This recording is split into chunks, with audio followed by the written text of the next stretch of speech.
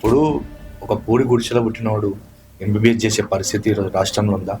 ఎందుకంటే చదువు విలువ నాకు తెలుసు. ఎందుకంటే నేను డిగ్రీ చదివేటప్పుడు జాబ్ చేసుకుంటూ ఈరోజు ఫీజు రియంబర్స్మెంట్ స్కీమ్ ద్వారా వాళ్ళు ఇంజనీరింగ్, మెడిసిన్ అనేకమైన పెద్ద పెద్ద ఉన్నతమైన ఇంజనీరింగ్ అని చెప్తారు కదా, ఫీజు రియంబర్స్మెంట్ ద్వారా ఇప్పుడు సరే కొంత హెల్ప్ చేస్తుండొచ్చు. కానీ ఈ రోజు శ్రీ హిందూ కాలేజ్ చూసుకుంటే హైదరాబాద్ చెందిన ఒక అబ్బాయి మొన్న సూసైడ్ చేసుకుంటే హాల్ టికెట్ ఇవ్వడం లేదని చెప్పి రామకృష్ణ అన్న, మీరు విద్యార్థి నేతగా ఇన్ని ఏళ్ళ నుంచి పోరాటం చేస్తారు కదా, వాస్తవానికి కూడా ఈ పూరి గుడిసెలో ఉన్నోనికి, పెద్ద పెద్ద అపార్ట్మెంట్లో ఉన్నోనికి సమాన విద్య అందే పరిస్థితి ఉందా ఈ దేశంలో కానీ ఈ రాష్ట్రంలో కానీ?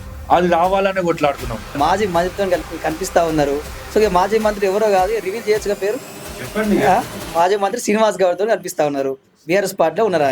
ఆయనతో మీరు బాగా సాన్నిహితంగా కనిపిస్తారు, కలిసి తిరుగుతారు, కలిసి ఉద్యమాలు చేస్తారు. అసలు మీ అండర్స్టాండింగ్ ఏంది, మీ కథ ఏంది? అండర్స్టాండింగ్ అనేది ఏం లేదు కదా. ప్రోగ్రామ్ చేస్తున్న క్రమంలో ఒకసారి శ్రీనన్న ఒక ప్రోగ్రామ్కి వచ్చినప్పుడు నాకు గడ్డం ఉంటుంది, ఆయనకు కూడా గడ్డమే ఉంటుంది శ్రీనన్నకి.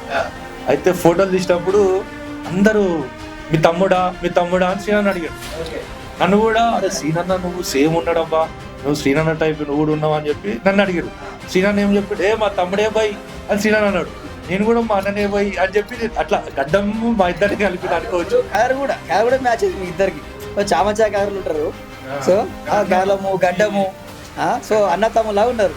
మంచి హార్టెడ్ పర్సన్. సో మరి ఓకే, మరి బీఆర్ఎస్ పార్టీలో ఎప్పుడు జాయిన్ అయిపోయింది? బీఆర్ఎస్ పార్టీ జాయినింగ్ అనేది అట్లా ఇప్పుడు దాకా అట్లా లేదు, అనుకోలేదు. పొలిటికల్ గా కూడా వాస్తవానికి అంటే అట్లా అంటే బీఆర్ఎస్ పార్టీ ఉద్యమకారుల పార్టీ అని అనొచ్చు. కానీ కేసీఆర్ ని కలవాలి, రేవంత్ రెడ్డి గారిని కలవాలి, నరేంద్ర మోడీ గారిని కలవాలన్న ఆలోచన అయితే అంటే ఇప్పుడు మీ అభిమానులు ఉంటారు, మీ ఫ్రెండ్స్ ఉంటారు, మీ కార్యకర్తలు ఉంటారు, వాళ్ళు ప్రెషర్ చేస్తలేరా మిమ్మల్ని? అన్న రాజకీయ పార్టీకి పోయి ఏంది? చాలా మంది ఇప్పటికీ అంటారు, అన్నా ఈ ఉద్యమాలు ఏందన్నా, ఈ ధర్నాలు ఏందన్నా, పొలిటికల్ పార్టీకి పోయిన ఉంటే నీతోటి వాళ్ళు ఉన్న వాళ్ళు కార్పొరేటర్లు అయ్యారు, నీతోటి ఉన్న వాళ్ళు ఎమ్మెల్సీలు అయ్యారు, అందరు ఎమ్మెల్సీలు అయినారు, అందరు అయినారు, కానీ నువ్వు మాత్రం ఉద్యమకారునిగానే ఉన్నావు, ఖచ్చితంగా రాజకీయాలకు పోవాలన్నా అని చెప్పి నాకు చాలా ప్రెషర్ పెడుతున్నారు. కొంతమంది ఏమో మరో షరీఫ్లు అయితే అంటారు, కొంతమంది ఏమో జయలలిత లాగా మారింది, వేషం వేసింది.